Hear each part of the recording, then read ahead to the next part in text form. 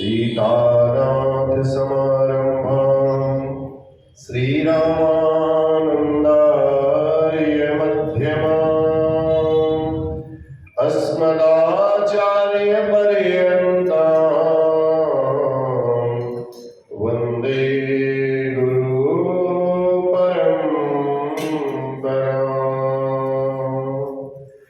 जय जय श्री राधा रमण, जय जय नवल किशोर,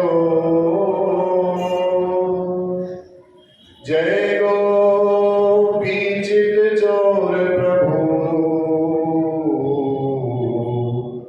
जय जय माखन चोर, जय जय माखन चोर।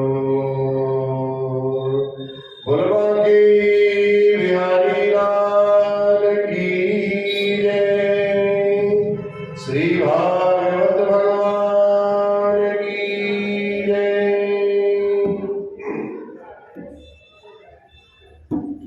कई जन्मों से बुला रही हूँ, कई जन्मों से बुला रही हूँ, कोई तो रिश्ता जरूर होगा, कोई तो रिश्ता जरूर होगा।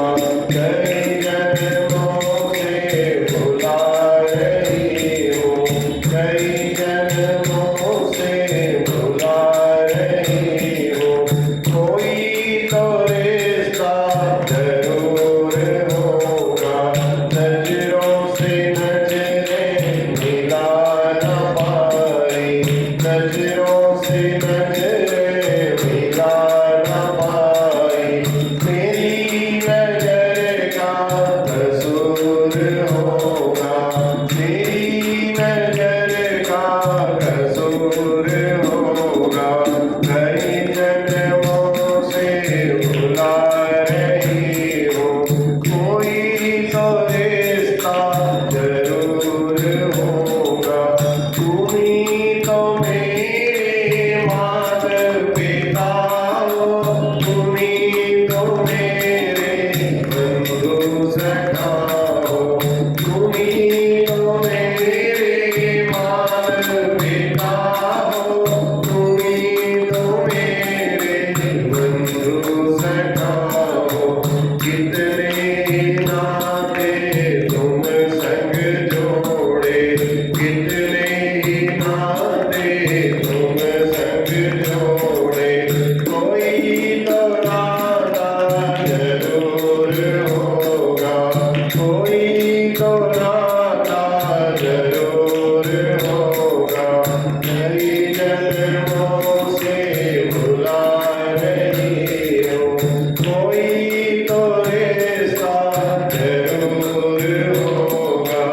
कभी बुलाते हो वृंदावन में, कभी बुलाते हो मधुबन में, कभी बुलाते हो वृंदावन में, कभी बुलाते हो मधुबन में।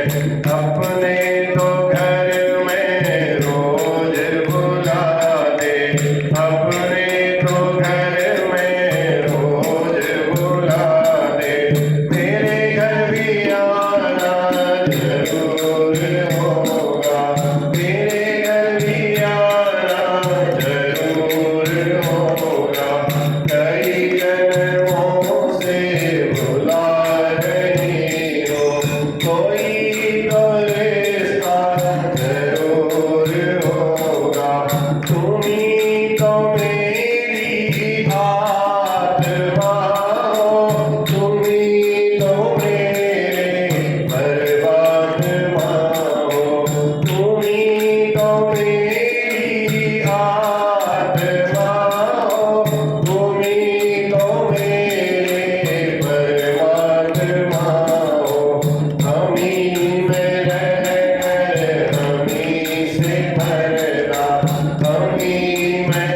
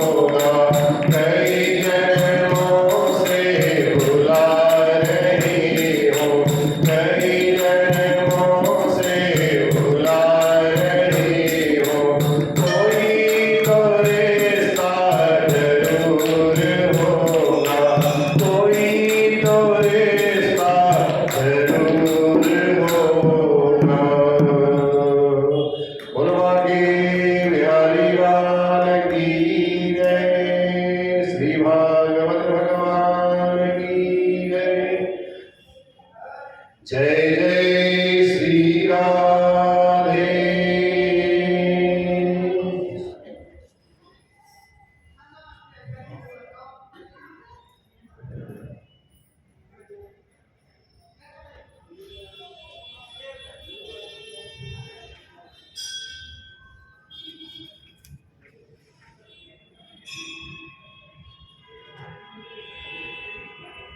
कल रुक्मिणी मैया ने भगवान कृष्ण के नाम की मेहंदी लगाई। भगवान का प्रथम विवाह रुक्मिणी मैया के साथ कल की श्रीमद् भागवत कथा अंतर्गत संपन्न हुआ।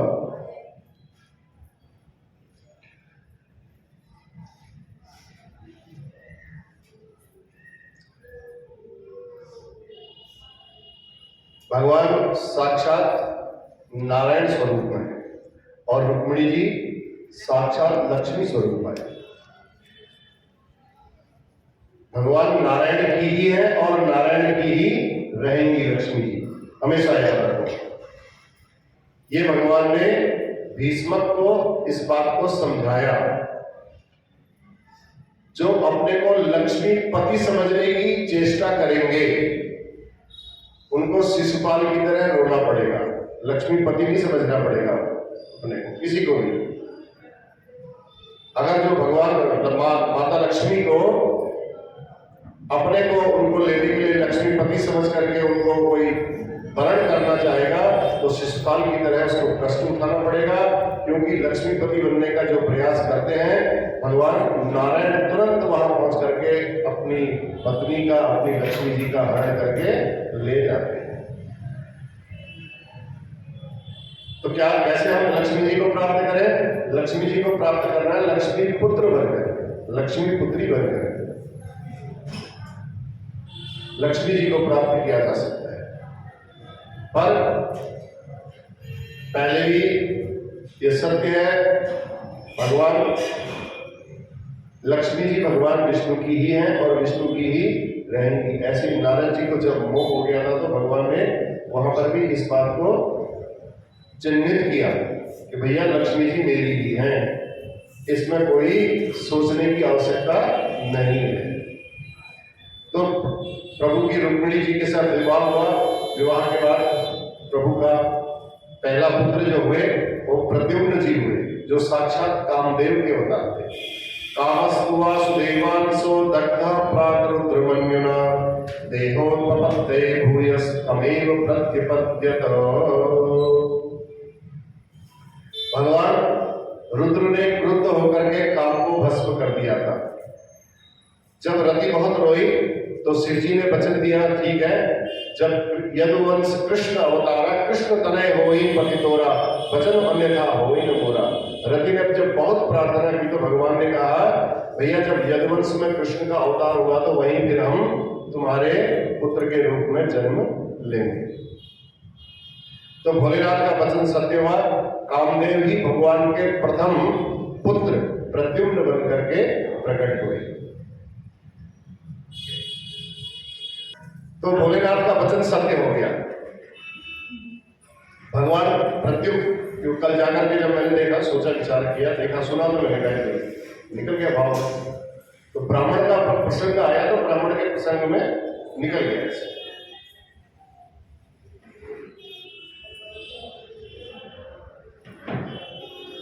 धर्म के अनुकूल जो काम होता है वह भगवान का स्वरूप है और भगवान की विभूति है। धर्म संबंध कामदेव ही प्रद्युम्न के रूप में प्रकट हुए और संबरासुर का दैत्य प्रद्युम्न जो एक संबरासुर था, असुर था, वो प्रद्युम्न का हरण करके ले गया। भगवान का पहला पुत्र और उसी का संबरासुर हरण करके ले गया।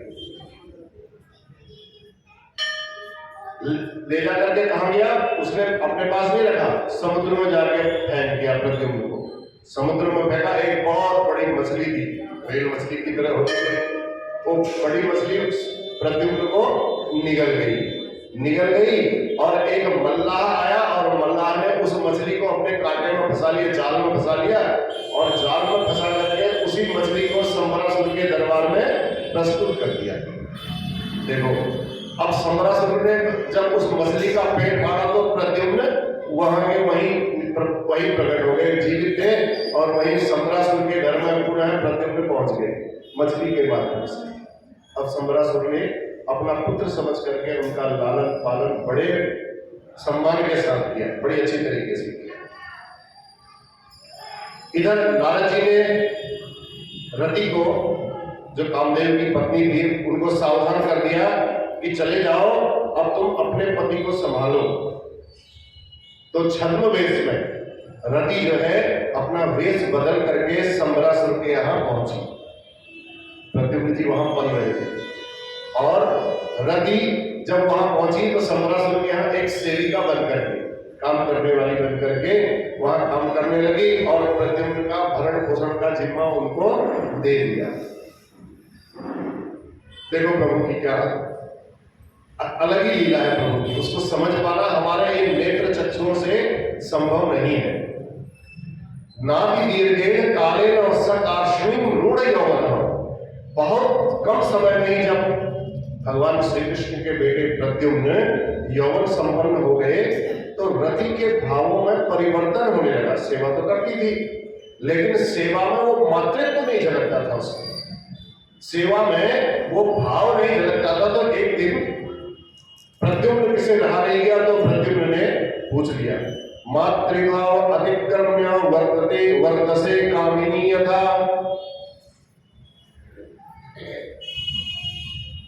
रति को पूछा, हे देवी आप कौन हो? मैं आपको देखता हूं, भगवान नारायण सुतः संवरेण हृतो गृहात् अहम ते दीर्घा पत्नी रति कामो भवान प्रभु।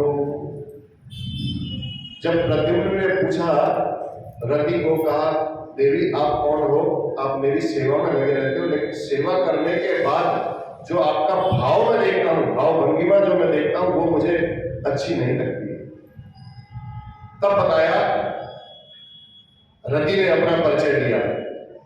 रति ने कहा, महाराज आप तो साक्षात द्वारिकाधीश के पुत्र हो, और सम्रासुर आपका सबसे बड़ा दुश्मन है। क्योंकि आप जब पैदा हुए तो आपको उठा करके उसने समुद्र में फेंक दिया था, इतना बड़ा दुश्मन था, लेकिन संयोग से फिर आप उसी के पास पहुंच गए। रति बताती है कि भैया सबसे बड़ा दुश्मन आपका सम्रासुर है, और आपकी बहुत जन्म जन्मों की जो मैं पत्नी हूं, रति जो पत्नी थी, आप जब कामदेव के रूप में थे तो आपकी मैं वही पत्नी रति हूं। इस घटना को सारी विस्तार से सुनते ही प्रद्युम्न को बड़ा क्रोध आ गया, क्रोध में भर गए। सम्रासुर के पास गए और सम्रासुर को जाकर के ललकारा, कहा तेरा ही काल कृष्ण का ये जो लाल है वो प्रद्युम्न है, आज तेरे सामने खड़ा है। सम्रासुर एकदम काम किया, मेरे ही घर में और मेरा ही काल पल रहा है। दोनों में बड़ा भयंकर युद्ध हुआ, प्रद्युम्न और सम्रासुर में। सैन्य शक्ति से सम्रासुर का संहार करके प्रद्युम्न ने रति के साथ अपनी द्वारिका को वापस लौट गए भगवान जी। रति को साथ लेकर के गए। रुक्मिणी जी को बड़ा आनंद आया, बड़ा अच्छा लगा। बहुत समय बाद उनका पुत्र मिला, और पुत्र पैदा होते ही पुत्र खो गया था, जब मिला तो बहुरानी के साथ मिला। तो रुक्मिणी जी को बड़ा आनंद आ गया, तो बड़ी अच्छी बात होती। पहले खो गया था, मिला तुरंत पैदा हुआ, चले गया, तो प्रद्युम्न का बड़ा स्वागत किया। सुखदेव जी कहते हैं, परीक्षित प्रभु के और भी विवाह हुए। तो परीक्षित बोले, महाराज विवाह कहाँ कहाँ हुए? तो सुखदेव बताते हैं, सुनो। सुखदेव महाप्रभु कहते हैं, एक सत्राजित नाम का राजा था। तो सत्राजित नाम के राजा ने एक चमकती हुई मणि थी, उसका नाम था श्यमंतक। आधा सौ मौ य आधा नौ तो श्यमंतक। तो श्यमंतक मणि बड़ी चमचमाती हुई, जो रोज लोहे को छुपा दो तो 8 तोला 8 भार सोना रोज देती थी। उसका नियम था, रोज 8 भार सोना उससे निकलता ही निकलता। तो कुछ यदुवंशियों ने वह मणि कहा, भैया सत्राजित को बोला तुम्हारे लिए उपयुक्त नहीं है, तुम इसको द्वारिकाधीश को दे दो, भगवान को दे दो। सत्राजित ने मना कर दिया। अब बहुत कीमती चीज थी, किसी दूसरे को तो दे नहीं सकता था, उसका सहोदर भाई था, तो अपने सहोदर भाई को उसने वो मणि दे रखी थी। तो उनका भाई खेलते खेलते जंगल की तरफ निकल गया, स्यमंतक मणि को। सत्राजित का भाई उसको अपने मणि को अपने गले में उसने धारण किया और खेलने के लिए निकल गया। जंगल में गया तो शेर ने देखा भैया ये चमकती हुई कोई ऐसी चीज आ रही है, कोई मेरा शिकार आ रहा है, इसकी आंखें चमक रही है। तो तुरंत सत्राजित का जो भाई था उस भाई के ऊपर झपट्टा मारा शेर ने और सत्राजित के भाई का वहीं नमो नमः कर दिया।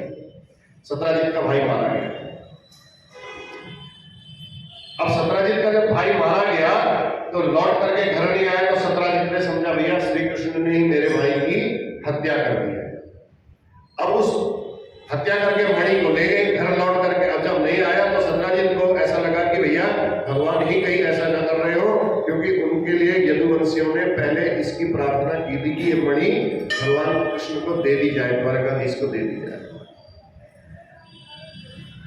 तो श्री कृष्ण ने अपनी पत्नी को सत्राजित ने बोला कि भैया देख श्री कृष्ण ने मेरी मणि चोर ली है और मुझे पूरा विश्वास है, पूरी शंका हो गई है श्री कृष्ण के ऊपर, मेरे भाई को मार करके ये मणि ले गया। अब इसका प्रमाण जब तक न मिल जाए तो किसी से ऐसा कहना बड़ा मुश्किल है। अपनी पत्नी को भी बोला देखो तुम मेरी परम प्रिय हो, पत्नी हो, इसलिए ये बात मैं आपको चुपके से कह रहा हूं, आप इस बात को तब तक बोलना मत जब तक इसका कोई प्रमाण ना मिल जाए। अब मत बोलना कहा तो फिर इच्छा ज्यादा होती है बोलने की, और माताओं में तो फिर ये थोड़ा सा ज्यादा होती है, बहन ऐसा सुना था बोलना मत, ऐसा सुनने में आ रहा है। अपनी पड़ोसिन के पास गई सत्राजित की पत्नी, उसने जाकर के बोला बहन देख एक बात बताती हूँ, तो आगे बोलेगी तो नहीं, कहा नहीं बोलूंगी। कहा ऐसा ऐसा हुआ है, यदुवंशियों ने उसे मुद्दत बड़ी मांगी थी, मेरे पति ने नहीं दी, तो भगवान कृष्ण ने मेरे देवर की हत्या करके वो बड़ी दे दी। अब ये बात धीरे धीरे एक ने दूसरे से कही, दूसरे ने तीसरे से कही, मत बताना कहते कहते चर्चा पूरी फैल गई। लेकिन सत्राजित ने बोला था जब तक इसका प्रमाण न मिल जाए तब तक तुम बिल्कुल किसी को मत बताना। लेकिन माताओं का स्वभाव है, स्वभाव जनित दोष के कारण सबको बता दिया। करणे करणे जपन जना, एक कान से दूसरे कान, दूसरे कान से तीसरे कान, ऐसे बात फैलती चली गई। सारी जनता में जो भगवान की प्रजा थी उस प्रजा में ये चर्चा फैल गई आग की तरह, कि लोग कहने लगे देखो बचपन की आदतें जाती नहीं है, जैसे बचपन में थे पहले ही ऐसे ही बड़े होकर के अब राजा बन गए हैं और अभी भी इनकी आदत बिल्कुल वैसी की वैसी है। पहले माखन चोरी करते थे, अभी हीरे जवाहरात चुराने लगे। भगवान ने जब ये बात सुनी तो भगवान को बड़ा दुख हुआ। भगवान ने कहा राम राम राम, ये तो बहुत बड़ा कलंक लग गया, बिना मतलब के लेना एक ने देना, तो बिना मतलब के कलंक लग गया। भगवान तो सर्व समर्थ थे। भगवान ने कहा अब जब तक मैं बिल्कुल इस बात को पक्का न कर दूं, प्रूफ न कर दूं कि मैंने चोरी नहीं की है, तब तक मैं भी विश्राम लेने वाला नहीं। तो भगवान उस मणि की खोज में निकल पड़े। भगवान ने कहा मणि गई तो गई कहां, नाम मेरा आ रहा है और मणि भी मेरे पास नहीं है, तो ये मणि कहां गई। ढूंढते ढूंढते ढूंढते भगवान जब रास्ते में गए तो रास्ते में भगवान को एक शेर दिखाई दिया मरा हुआ। भगवान ने कहा शेर यहाँ मरा हुआ दिखाई दे रहा है। पहले आदमी के पांव के चिन्ह देखे जहां उसका भाई गया होगा, उस चिन्ह के बाद जहां पर देखा तो एक शेर मरा हुआ दिखाई दिया। तो लगा कि भैया भगवान समझ गए कि यहाँ पर सत्राजित का भाई आया होगा। शेर ने उस मणि को देख करके उसका वध कर दिया, उसका शिकार कर दिया और मणि को यहाँ से कौन ले गया। अब देखा शेर के पंजे, शेर जब मरा हुआ था तो शेर के मरने के बाद आगे कौन गया, देखा शेर भी मरा पड़ा। आगे देखा तो एक भालू के पंजे भगवान को दिखाई दिए। भालू के पंजों को देखते देखते देखते देखते भगवान एक गुफा में पहुंच गए। उस गुफा में रहते थे जामवंत जी। जामवंत के वचन सुहाए, सुनी हनुमंत हृदय अति भाए। तो जामवंत दादाजी पहुंच गए, वहां मिल गए भगवान को। जामवंत की बेटी थी जामवती। अब जामवंत ने शेर को मार दिया था। वो मणि को देख करके उसको लगा ये बड़ा अच्छा खिलौना है, चलो मैं अपनी बेटी के लिए ले जाता हूँ, मेरी बेटी इसको देख करके बड़ी खुश हो जाएगी। तो जामवंत जी उस खिलौने उसको खिलौना समझ करके अपनी बेटी के पास ले गए और जामवती को वो खिलौना दे दिया, स्यमंतक मणि दे दी। अब भगवान जब गुफा के अंदर पहुंचे तो भगवान ने देखा कि वो जामवती उस स्यमंतक मणि से खेल रही है, वो चमचमाती हुई मणि को देख लिया। देखते ही प्रभु को विश्वास हो गया, आश्वस्त हो गए प्रभु कि इस मणि को अवश्य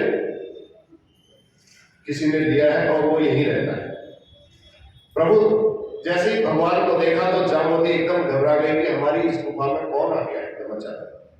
भाई किसी के घर में कोई बिना बताए पहुंच जाए तो एकदम घबराहट हो जाती है। तो जामवती को क्रोध आया, उसने बिना अनुमति के घर में आने के लिए भगवान को बोला, भैया आप कौन हैं, किसकी परमिशन से, किसकी आज्ञा से आप हमारे घर पर आए हैं। क्रोध में आकर के भगवान की छाती में उसने एक जामवती जी ने देखा, जब अब जामवती ने अपनी जामवती की बेटी ने पूछा, जामवती जी को देखा तो जामवती जी को बड़ा क्रोध आया, एक घुसा खींच करके भगवान की छाती पर मार दिया जामवती।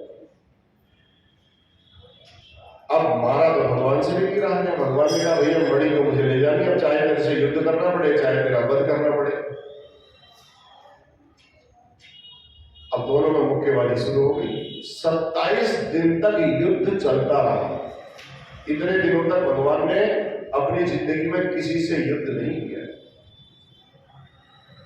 और जामवंत जी थे बहुत बूढ़े, एक तो बूढ़े होते हैं, एक अति बूढ़े होते हैं 100 साल से भी ऊपर के, वो थे जामवंत जी। अब बताओ जामवंत जी में कितना बल था। जामवंत जी कहते हैं प्रभु जब आप वामन अवतार में आए थे तब मैं बहुत युवा था, आज तुम कृष्ण अवतार में आए हो और मैं आज बूढ़ा हूं, लेकिन जामवंत जी के पास कितना बल होगा। तभी तो जामवंत जी को सेनापति बनाया था भगवान राम ने, ऐसे ही सेनापति नहीं बनाया। जामवंत जी ने कहा एक बार के लिए पहुंच तो जाऊंगा मैं लंका पार करके, लेकिन बूढ़ा होने के कारण शायद वापस ना आ पाऊं तो फिर क्या होगा। तो शायद वाला इफ एंड बट वाला काम नहीं करना चाहिए। तो इसलिए जामवंत जी ने हनुमान जी को स्मरण दिलाया था कि भैया तुम्हारे पास वो शक्ति है, तुम जा सकते हो, सीता मां का पता लगा सकते। तो वही जामवंत जी से 27 दिन तक भगवान ने युद्ध किया। 27 दिन तक जब दोनों का भयंकर युद्ध हुआ, 28वें दिन भगवान ने जामवंत जी को पकड़ा, उठा करके एकदम जब पटका और जैसे ही उसकी छाती पर भगवान चढ़े तो जामवंत जी के अस्थि पंजर सब ढीले हो गए, जैसे ब्लड प्रेशर लो हो जाता है, फिर हाथ पांव काम नहीं करते, कांपने लग जाते हैं। वो स्थिति हो गई जामवंत की। जामवंत जी बोले बस महाराज बस करो, बहुत हो गया, अब मैं पहचान गया हूं कि आप ही मेरे राम जी हो, बस निकल गए। जैसे कैसे आपके आज दर्शन हो गए। भगवान ने मणि चोरी का प्रसंग जामवंत जी को सुनाया और सुना करके कहा ये मणि आप मुझे दे दो, नहीं तो मेरे ऊपर कलंक लग जाएगा। जामवंत जी बोले प्रभु ये मणि मैंने भी शेर से लड़ करके लिया, कुछ साधारण तो मैं भी नहीं लेके आया, ऐसे कहीं से गिरी भी तो मुझे भी नहीं मिली है, मैं शेर से लड़के लाया हूं और मैंने ये बेटी को दान दे दिया। देखो अब बेटी को जो चीज दान दे दी जाए फिर उसको वापस नहीं मांगा जाता है। दान की भी चीज को वापस कभी नहीं मांगना चाहिए, न कभी उसकी गिनती करनी चाहिए। अब बताओ मैंने बेटी को जब दान कर दिया तो मैं आपको कैसे दे दूं। भगवान ने कहा भैया ये बात मेरी ठीक है, लेकिन बेटी का धन पिता नहीं लेता है। भगवान बोले तो मेरे को रास्ता बताओ, ये मणि मेरे को चाहिए कैसे। जामवंत जी ने कहा प्रभु इससे अच्छी बात क्या हो सकती, आप द्वारकाधीश, मेरी बेटी भी कुंवारी है, इससे आप विवाह कर दो, मैं मणि दहेज में आपको साथ साथ ही दे दूंगा। बोल बाकी बिहारी लाल की। जामवंत जी ने जैसे ही उपाय बताया भगवान ने कहा ठीक है जामवंत जी जैसी आपकी इच्छा। फिर तो जंगल में ही मंगल हो गया। जामवती जी का विवाह प्रभु के साथ संपन्न हुआ। दहेज में मणि देकर के प्रभु को विदा किया। भगवान लौट करके द्वारिका आए और सत्राजित को बुला करके सारा वृत्तांत सुनाया। और सत्राजित ने जब ये सुना तो मणि तो भगवान को मिल गई दहेज के रूप में। भगवान ने वो मणि दिखाई और सत्राजित के हाथ में सौंप दी। अब सत्राजित बड़ा लज्जित हुआ, हो मैंने बिना बात के कलंक लगा दिया। तो भगवान यहाँ पर क्या शिक्षा देते हैं, कभी भी बिना सोचे समझे किसी के ऊपर ऐसे आरोप प्रत्यारोप नहीं करना चाहिए। तुमने तो अपने मुंह से कह दिया, लेकिन सामने वाले को उसका कितना कष्ट झेलना पड़ा वही जानता है। भगवान तो सर्वसमर्थते प्रूव कर दिए, हमारे और आपके बस की बात तो नहीं है। कभी कभी कानों सुनी भी गलत हो सकती है, कभी कभी आंखों देखी भी गलत हो सकती है। तो यहाँ भगवान ने सत्राजित के हाथ को सुने, सत्राजित बड़ा लज्जित हुआ और एक क्षण में वो भगवान के आगे ऐसा निस्तेज हो गया, अब उसको कुछ समझ में नहीं आया कि मैं क्या बोलूं। कल जनता कह रही थी भैया भगवान देखो पहले भी ऐसी चोरी करते थे और बड़े होकर के भी ऐसी, आज जैसे ही भगवान ने सत्राजित को मणि सौंपी तो जनता का रूप एकदम बदल गया। अरे मोदी जी तो बहुत अच्छे थे पहले, केजरीवाल तो बहुत अच्छा था, फ्री में दिया, रहे बेकार है, इसने तो सारा सब लुटा दिया, इसने तो सब मुसलमानों के लिए कर दिया है सारा, हमें तो तनख्वाह भी नहीं देता उसको। एक मिनट में जनता का विचार बदल गया। अब जनता कह रही है कृष्ण बचपन का चोर था, देखो अभी तक उसकी आदत नहीं सुधरी, पहले ये बोला। अब जनता कहने लगी पहले ही कह रही थी, द्वारकाधीश के दरबार में हम कह रहे थे ना किस बात की कमी है वहां बताओ, उस मणि से वो क्या करेंगे, हम तो पहले कह रहे थे उन्होंने चोरी नहीं की होगी। वही जनता उस बात को पलट करके इस तरीके से कहने लगी भेड़ चाल है, जिसने एक ने ऐसा बोला तो सब ऐसा ही बोलने लगे। तो इसलिए अंत तो गत्वा सत्राजित बहुत लज्जित हुआ और प्रभु से बोला महाराज एक ही उपाय है, अब आप विवाह मैंने कर दिया है, अब आप एक बस मेरी एक इच्छा है, मेरी एक बेटी है सत्यभामा, सत्राजित की बेटी का नाम था सत्यभामा। कहा मेरी एक बेटी है, एक उपाय है, आप मेरी बेटी से उपाय कर लो, विवाह कर लो और बस मेरी जनता में जो बदनामी हो रही है वो बदनामी नहीं होगी, क्योंकि मैं आपका ससुर बन जाऊंगा तो फिर लोग एकदम शांत हो जाएंगे। भगवान बोले भैया तेरी भी कैसी इच्छा है बताओ, यद भवते रोचते, जैसा आपको अच्छा लगे आप भगवान से मांगो केवल, भगवान तो बस आपके हर मांग पर आशीर्वाद ही देंगे, तथास्तु ही कहेंगे, जैसा तुम चाहते हो वैसा ही होगा।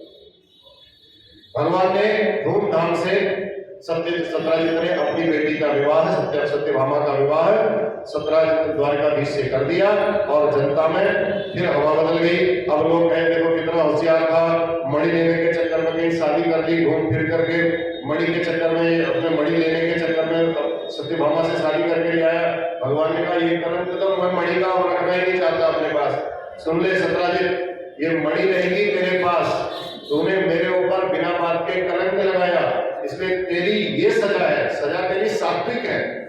इस मणि की तू पूरे दिन भर पूजा करेगा और जब रात शाम के समय ये 8 भार सोना देती है, ये सोना रोज तू मेरे यहाँ ला करके द्वारका में ला करके समर्पित करेगा, ये तेरी सजा है। ऐसा कह करके भगवान ने मणि नहीं ली। तो भगवान को पता था मणि लूंगा तो लोग कहेंगे देखो पहले यादवों को भेजा इसी मणि के चक्कर में, आज इसी मणि के चक्कर में शादी करके लिया है। तो इसलिए भगवान ने उस मणि को स्पर्श ही नहीं किया, सत्राजित की ड्यूटी लगाई।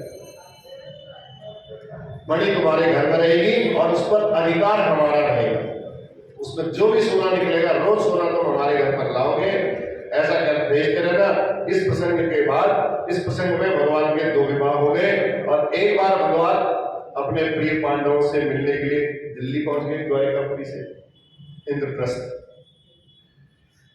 दिल्ली का दूसरा नाम क्या है? इंद्रप्रस्थ। अब यहां जब पहुंचे तो पांडवों ने प्रभु का बड़ा हृदय से स्वागत किया, आत्मीय तरीके से स्वागत किया। भगवान अर्जुन से बोले चलो यमुना पार चलते हैं कहीं घूमने के लिए।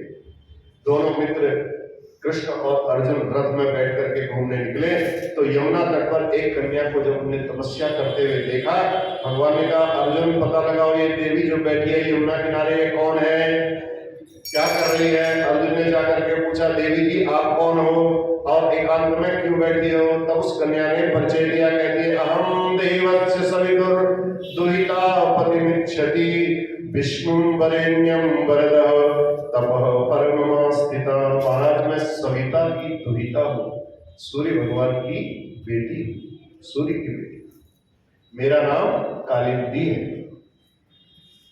द्वारकाधीश को मैं पति रूप में पाने के लिए, भगवान को अपने पति के रूप में पाने के लिए मैं यहाँ तपस्या कर रही हूँ। सुनते ही मुस्कुरा करके अर्जुन पुनः लौट करके भगवान के पास आए और बोले, सरकार आपका बृहस्पति बड़ा जोरदार चल रहा है, ये कन्या आपको ही पाने के लिए तप कर रही है। भगवान ने कहा तो परिचय कराओ। कालिंदी का परिचय करा करके गोविंद से परिचय कराया, भगवान से परिचय कराया और अर्जुन ने वहीं पर यमुना के किनारे, यमुना के किनारे ही भगवान का कालिंदी के साथ परिणय संस्कार कर दिया, पाणी ग्रहण करा दिया। ये हो गया प्रभु का चौथा विवाह संपन्न हो गया। अब एक बार उज्जैन, वहां के राजा थे विंद और अरविंद, तो उनकी बहन का नाम था मित्रवृंदा। तो मित्रवृंदा दोनों राजनीतिक लाभ लेने के लिए, राजा तो थे दोनों, अपनी बहन का विवाह दुर्योधन के साथ कराना चाहते थे। और जो मित्रवृंदा थी वो भगवान के नाम की माला जपती थी, द्वारकाधीश के नाम की। उनके बारे में सुन करके उनको, उसको बड़ा अच्छा लगता था। मन ही मन सोचती थी अगर विवाह हो तो मेरा प्रभु आपसे ही हो, विवाह हो तो आपसे ही हो, ऐसे ही सोचते रहती है। तो मित्रवृंदा के विवाह स्वयंवर में जब मित्रवृंदा को द्वारकाधीश दिखाई पड़ेगा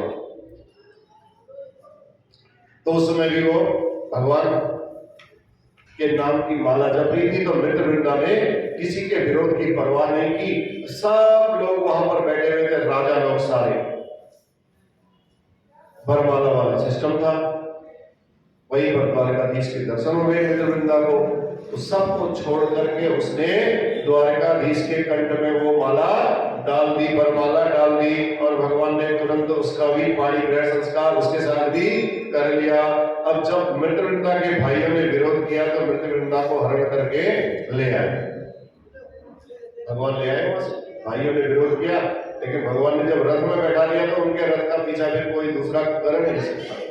तो तुरंत भगवान द्वारका में ले आए और बड़े आनंद के साथ रहने लगे। यहाँ पर हो गया भगवान का पांचवा विवाह संपन्न हुआ। बलभागी बिहारी लाल की। एक कौशल नरेश के राजा नग्नजित थे, उनकी बेटी थी सत्या देवी।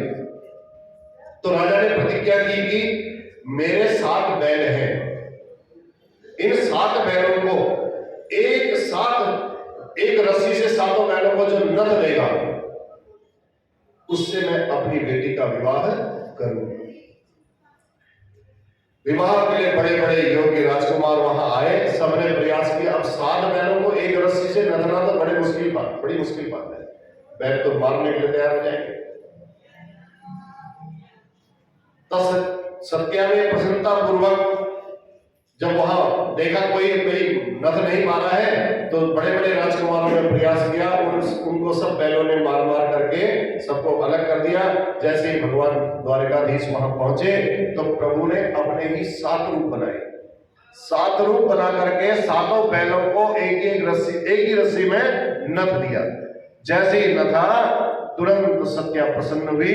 सत्या ने प्रसन्न होकर प्रसन्नता पूर्वक भगवान के गले में वरमाला डाल दी। और अन्य राजाओं ने जब इसका विरोध किया तो अर्जुन ने जितने राजा वहां खड़े थे उन सब राजाओं को मार करके वहां से भगा दिया। ये हो गया भगवान का 6वां विवाह संपन्न हुआ। वसुदेव जी कहते हैं भैया, वसुदेव जी की एक छोटी बहन थी श्रुतकीर्ति। भगवान जी की क्या लगती थी? बुआ जी, वसुदेव के पुत्र में वसुदेव की छोटी बहन भी श्रुतकीर्ति। तो श्रुतकीर्ति श्री कृष्ण से बड़ा प्रेम करती थी। प्रगाढ़ संबंध बनाने के लिए उन्होंने अपनी बेटी, एक भद्रा थी, श्रुतकीर्ति की बेटी का नाम था भद्रा। तो भद्रा का विवाह द्वारकाधीश के साथ संपन्न करा दिया और यहीं पर प्रभु का 7वां विवाह संपन्न हुआ। तो कुछ लोग इस विवाह के बारे में उनको बड़ा आश्चर्य होता है कि कैसे संपन्न हो गया, क्योंकि भद्रा प्रभु की बुआ की लड़की हुई, परंतु प्रभु की बुआ कुंती थी, जिनके लड़के अर्जुन, और प्रभु ने अपनी बहन सुभद्रा का विवाह भी अर्जुन के साथ करा दिया। तो अर्जुन से कर दिया तो ये विवाह कैसे, तो ये वो विवाह हो सकता है तो ये विवाह भी हो सकता है। तो इसलिए एक बार भगवान ने, अब 8वां विवाह कैसे हुआ भगवान का? घूमती हुई मछली का नीचे प्रतिबिंब देख करके उस मछली के आंख का लक्ष्य भेदन करना था। बड़े बड़े मद्र देश के राजा वहां सब पधारे। कन्या जो लक्ष्मणा थी, 8वां विवाह जो प्रभु का वो लक्ष्मणा, अब वो मछली को भेदन करना था। मछली को भेदन करने के लिए जितने जितने वहां पहुंचे थे राजा लोग, सब धीरे धीरे असफल होते गए। जब हमारे प्रभु द्वारकाधीश की बारी आई, प्रभु ने एक बाण उठाया और सीधे वो घूमती हुई मछली को मार करके वो मछली का भेदन करके लक्ष्मण के साथ भी पाणी ग्रह संस्कार कर लिया। बोलो भाग्य बिहारी लाल की। इस प्रकार प्रभु के 8 विवाह तो संपन्न हो गए। 16,100 विवाह एक ही दिन में प्रभु ने संपन्न कर लिए। कैसे कर लिए? परीक्षित जब सुनते हैं तो परीक्षित कहते हैं, महाराज इतने विवाह एक साथ और एक ही मुहूर्त में ऐसा कैसे संभव है? सुखदेव जी कहते हैं, परीक्षित की संख्या बड़ी अच्छी लगती थी सुखदेव जी। सुखदेव जी कहते हैं, एक प्राग ज्योतिषपुर में भौमासुर नाम का एक राक्षस रहता था। वैसे इसका नाम था नरकासुर। भूमिपुत्र होने के नाते उसको भौमासुर लोग बोलते थे। तो इसकी 20,000 राजकुमारियों के साथ विवाह का इसने संकल्प किया था। और भौमासुर जिस राजा को युद्ध में पराजित करता था, उसकी बेटी को ला करके यहाँ कैद कर लेता था, अपने जेल खाने में डाल देता था, जेल बंदी गृह में डाल देता था। राजकुमारियों का हरण करते करते संख्या 16,100 तक पहुंच गई। उसने लक्ष्य बनाया था कि जब तक 20,000 कन्याएं इकट्ठी नहीं हो जाएंगी तब तक मैं विवाह नहीं करूंगा। 16,100 कन्याएं जब इकट्ठी हुई, भगवान को पता चला। सभारियों गरुड़ारूढ़ प्राग ज्योतिषपुरम देयो। सत्यभामा को लेकर के गरुड़ पर बैठे भगवान और प्राग ज्योतिषपुर पहुंच गए। वहां नगर में प्रवेश किया तो नगर रक्षक 5 मुख वाला एक मुर नामक दैत्य था। मुर नामक दैत्य ने देखा कि भगवान द्वारकाधीश अंदर आ रहे हैं, बिना आज्ञा के आ रहे हैं, तो तुरंत जाकर के वो झपटा भगवान पर। भगवान ने उसके 5 सिर काट दिए और तब से भगवान का नाम पड़ गया मुरारी। बोल बाकी बिहारी लाल की। मुर दैत्य का वध करने के कारण प्रभु अब उस भौमासुर के पास पहुंचे। भौमासुर के साथ प्रभु का संग्राम हुआ, युद्ध हुआ। भौमासुर की सैन्य शक्ति को भगवान ने भौमासुर का भी वध कर दिया, संहार कर दिया। और भूदेवी प्रकट होकर के प्रभु ने भूदेवी प्रकट हो गई। और प्रकट जब हुई तो भगवान ने भूदेवी की बड़ी सुंदर स्तुति की। बंदी गृह में जाकर के भगवान ने राजकन्याओं को विमुक्त कर दिया। अब राजकुमारी जब विमुक्त हो गई, सारी 16,100 रानियां जब विमुक्त हो गई, अब भगवान से कहने लगी, प्रभु बंदी गृह की 4 दीवारी से तो आपने मुक्त कर दिया, अब हम सरकार जाए तो जाए कहाँ, ये बताओ आपके पास। अब हम घर जाएंगे, हमारे माता पिता हमको स्वीकार नहीं करेंगे। तुम उस राजा के यहाँ इतने समय तक रही, अब तुम्हें हमारे ऊपर कलंक हो, तुम हमारे को अपने घर पर स्वीकार नहीं करेंगे। प्रभु अगर आपने मुक्त कर दिया है, हम घर वापस नहीं जा सकते हैं, कोई हमसे अब शादी करने वाला भी नहीं है। अगर हम चाहें हम किसी से शादी करेंगी तो कोई हमसे शादी भी करने को राजी नहीं होगा, तो हमारा उद्धार कीजिए। प्रभु बोले, कोई बात नहीं, आप मत घबराओ। जिसके लिए जीवन के सारे रास्ते बंद हो जाते हैं, मेरे दरवाजे सदा उसके लिए खुल जाते हैं। बोलो बाकी बिहारी लाल की। समस्त राजकुमारियां भगवान के चरणों में समर्पित हो गई। भगवान ने उनको अपनी कृपामयी दृष्टि से सबको नव यौवन दे दिया, नव यौवन के साथ नव जीवन दिया और उनके साथ विवाह किया। भगवान को समर्पित हो गई। भगवान ने तथास्तु कह करके उन राजकुमारियों के साथ एक ही मुहूर्त में 16,100 उन स्त्रियों के साथ विवाह कर लिया। इस प्रकार परीक्षित भगवान के 16,108 विवाह हो गए। कालांतर में प्रत्येक रानी से 10-10 बेटे और एक बेटी का जन्म हुआ। तो यदुवंशी बने सारे।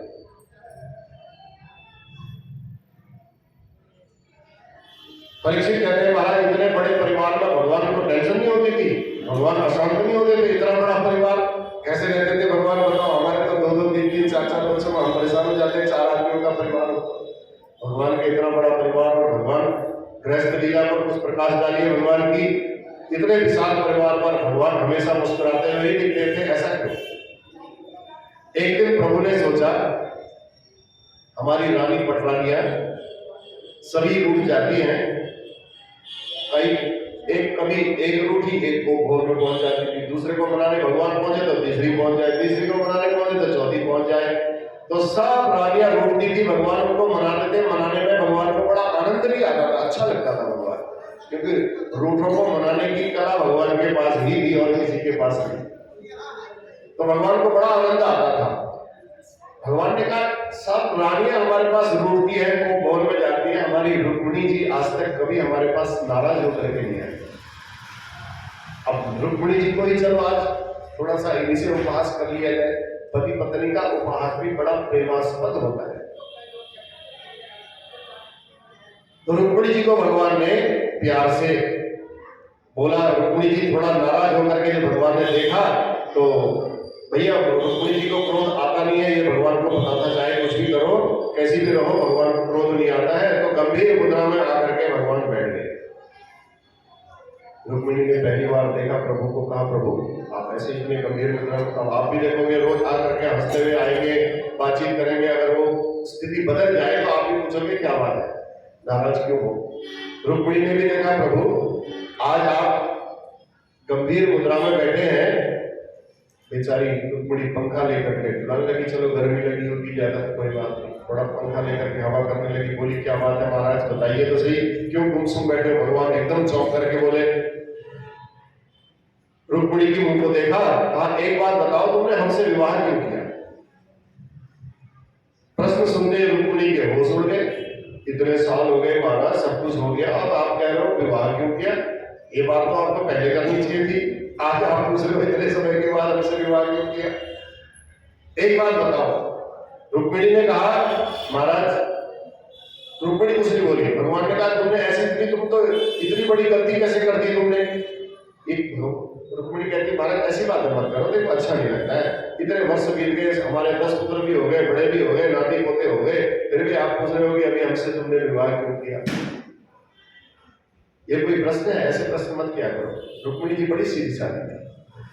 रुक्मिणी जी मौन रही कुछ देर, तिरछी निगाह करके भगवान ने देखा तो रुक्मिणी को लगा कि कहीं गुस्सा आ रहा है, तो भगवान से कोप शांत करने के लिए फिर भगवान ने और छेड़ना शुरू कर दिया रुक्मिणी। भगवान कहते भैया मेरी सृष्टि में तुम्हारा जोड़ा ठीक नहीं लगता है कुछ, तुम राजघराने की राजकुमारी और अपने तो माँ बाप का भी कोई ठिकाना नहीं है। कोई कहता नंद बाबा नंद का लाला है, कोई कहता वसुदेव का लाला है, कोई कहता देवकी का लाला है, कोई कहता यशोदा का लाला है। अब बताओ तुम इतने अच्छे राजघराने की थी, तुमने कैसे मेरे से विवाह कर लिया? हमें कोई गुण नहीं, कोई खानदानी नहीं, हम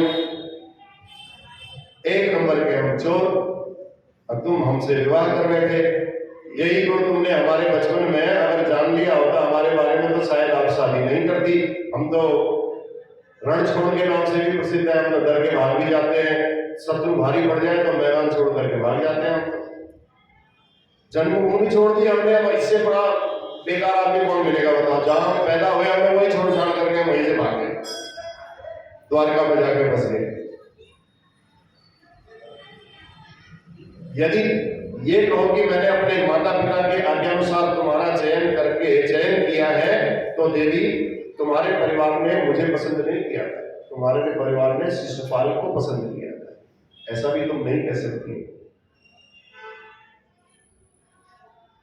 तुम हमारे साथ अपने परिवार का विरोध करके आई हो। अपने राम को तो राजा बनने का कभी न शौक था, न कभी हम राजा थे। राजा तो यहाँ के हमेशा उग्रसेन ही रहेंगे, हम तो राजा है नहीं यहाँ के। तो कई प्रकार से रुक्मिणी जी की धड़कन भगवान बढ़ाते जा रहे हैं, ब्लड प्रेशर उनका हाई करते जा रहे हैं, हाई करें चाहे लो करें, और भगवान चिढ़ाने का प्रयास कर रहे हैं कि रुक्मिणी जी ने ही क्रोध नहीं किया, सबने क्रोध किया। सुनते रुक्मिणी जी कुछ नहीं बोली। भगवान बोले रुक्मिणी जी मैं तो कहता हूँ अभी भी कुछ नहीं बिगड़ा। जब सारी बात हो गई, भगवान ने जब ये शब्द रुक्मिणी ने सुना कि कुछ नहीं बिगड़ा, भगवान से बोले हाँ आगे बोलो। कुछ नहीं बिगड़ा, अगर तुम चाहते हो तो अभी भी शिशुपाल के साथ शादी कर सकते हो। अरे रुक्मिणी पंखा झुलाते झुलाते हाथ से पंखा छोटा, बेहोश होकर के गई। सारी बातें प्रभु की स्वीकार कर ली, प्रभु की ये बात रुक्मिणी को अच्छी नहीं लगी।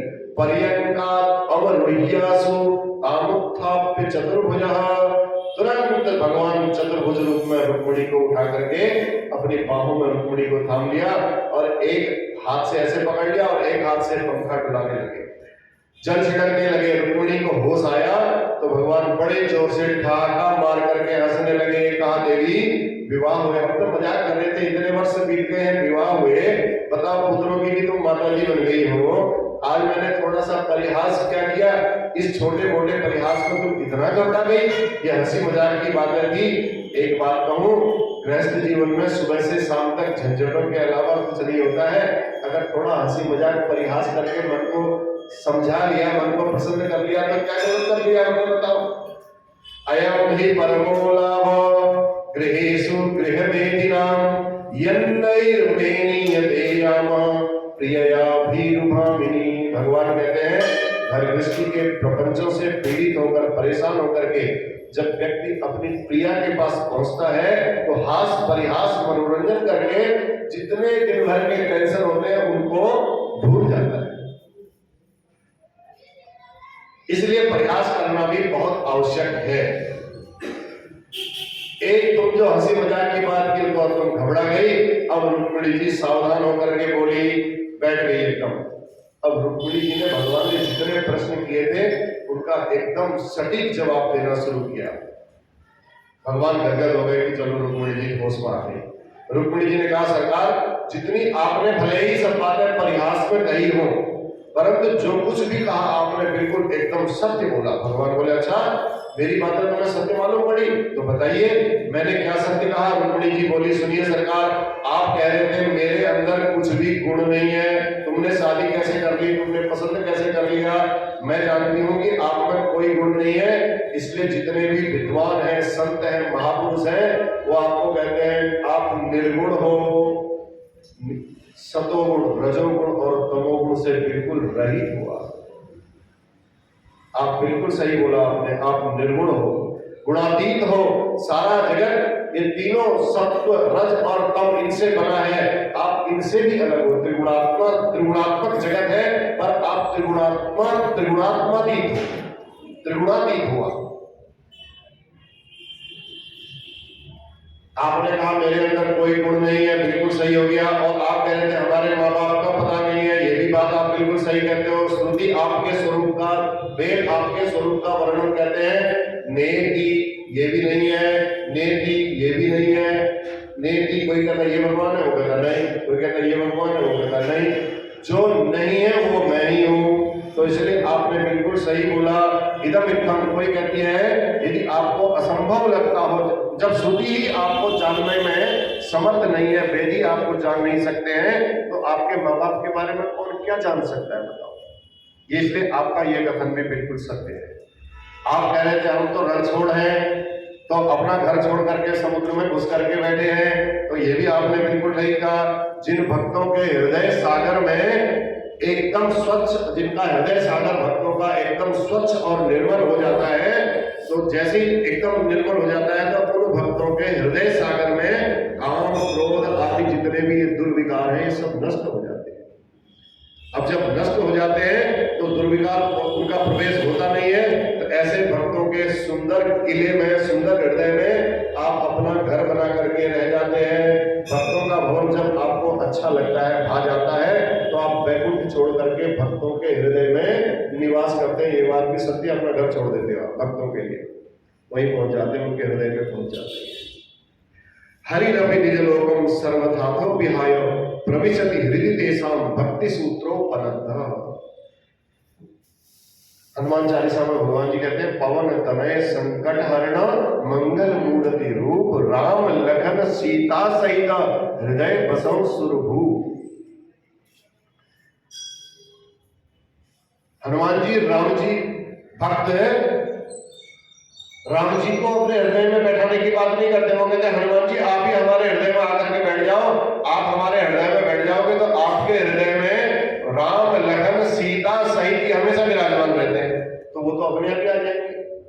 भक्तों के हृदय में तो आप स्वयं ही विराजमान रहते हो, अपना घर छोड़ करके आ जाते हो। तो हनुमंत लाल जी के हृदय में भी आप ऐसे ही बैठे हुए हो। अतुलित बलधामम। तो रुक्मिणी जी कहती है भैया, आप कहते हो कि भैया आपने कहा अतुलित बलशाली, समस्त बल प्रदान करने वाले परमात्मा हैं, आपने अपना घर छोड़ करके भक्तों के हृदय में विराजमान होने वाले आप भक्तवत्सल हो। रुक्मिणी जी ने हर शब्द की व्याख्या का अर्थ पलट करके दिया तो भगवान स्तब्ध रह गए। भगवान ने कहा रुक्मिणी जी आप बिल्कुल जितनी बातें मैं कर रहा हूं, अब मुझे पता चला तुम भी बहुत पढ़ी लिखी हो। आज कम से कम परिहास करने से एक बात का पता तो चल गया।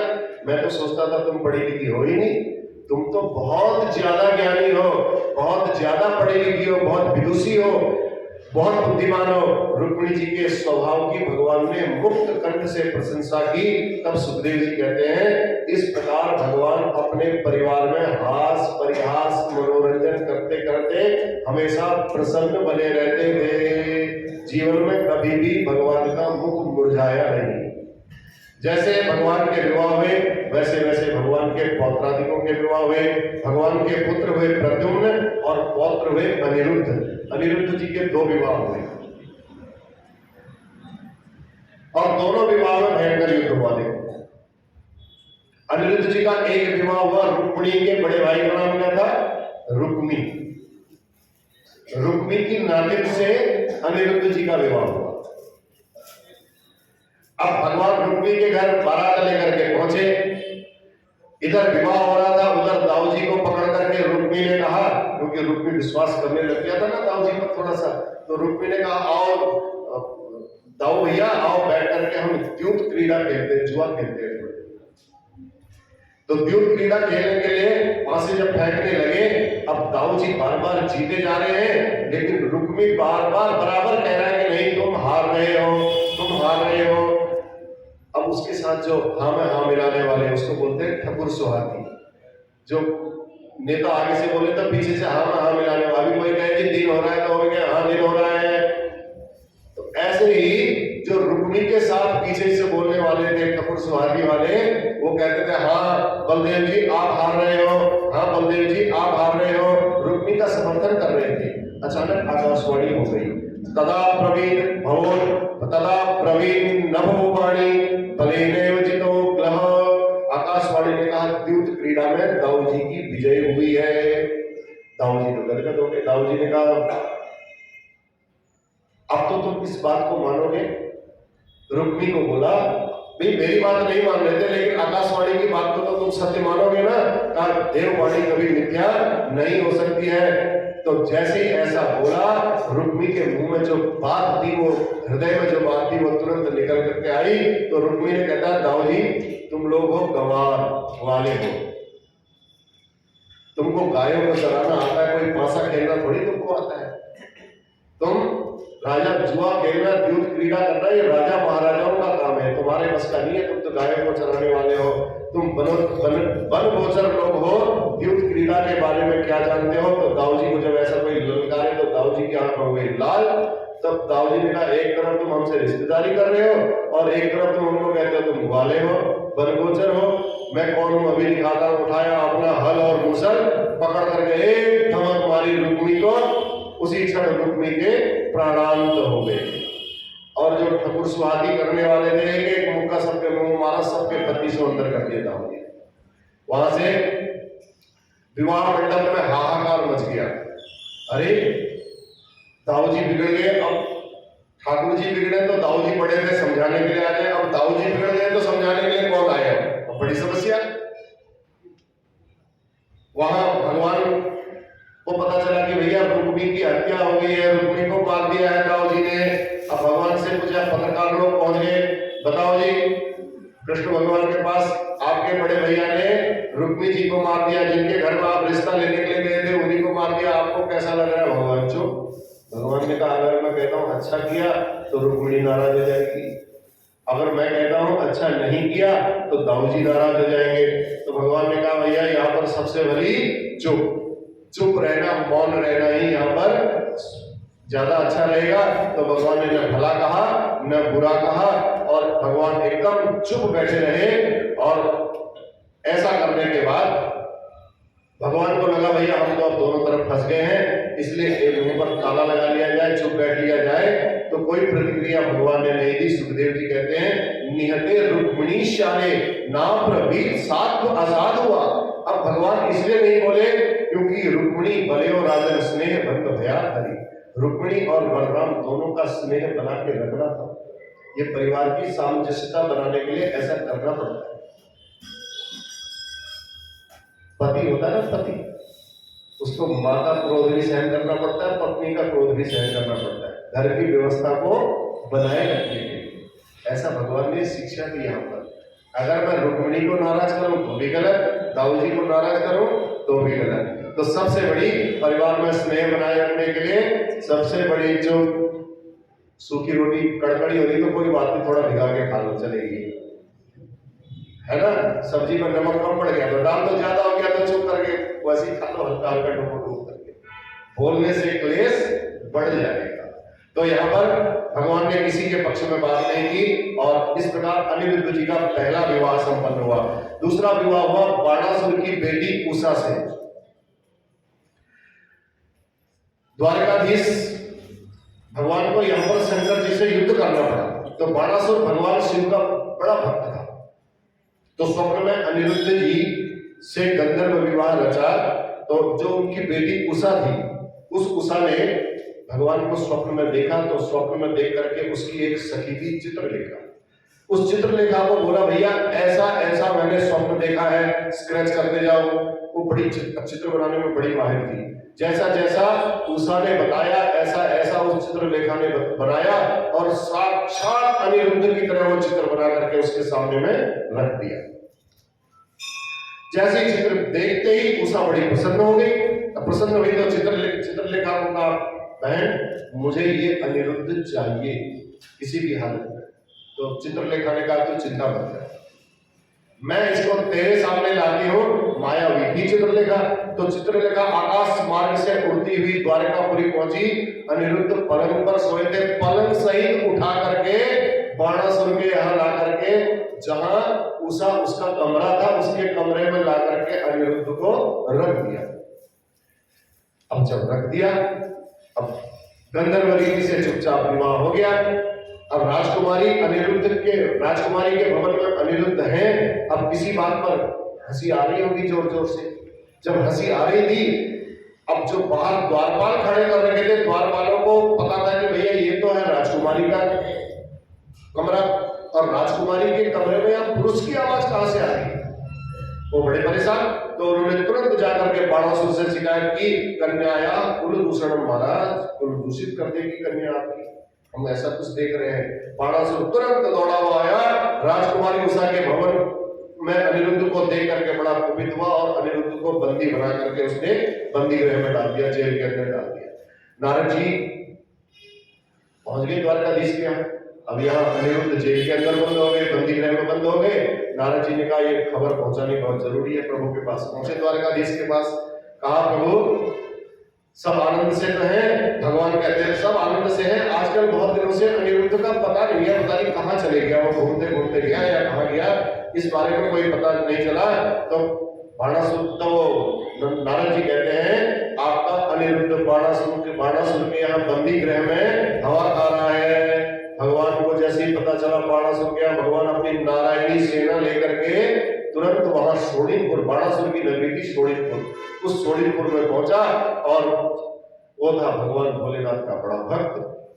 जैसे ही भोलेनाथ ने उसको एक ध्वज दिया था और भगवान भोलेनाथ ने अनिरुद्ध को बोला, बाणासुर को बोला था जिस दिन ये ध्वज तेरे यहाँ गिर गया ना तो समझ लेना कि उस दिन तेरी मृत्यु निकट है। अब भगवान यहाँ से नारायणी सेना लेकर के गए तो वहां उसका ध्वज गिरने लगा। ध्वज गिरा तो उसने तुरंत भोले बाबा का आह्वान किया, ध्यान किया और भोले बाबा प्रसन्न हो गए, प्रकट हो गए। कहा भोले बाबा से प्रभु आपने जो मेरे को वरदान दिया था आज ये ध्वज गिर गया है, अब मैं क्या करूं बताओ। आप मेरे स्वामी हो, रक्षक हो, आप ही मेरी रक्षा करो, आपने वचन दिया था। भोले बाबा ने कहा चिंता मत करो, हम तेरे साथ हैं।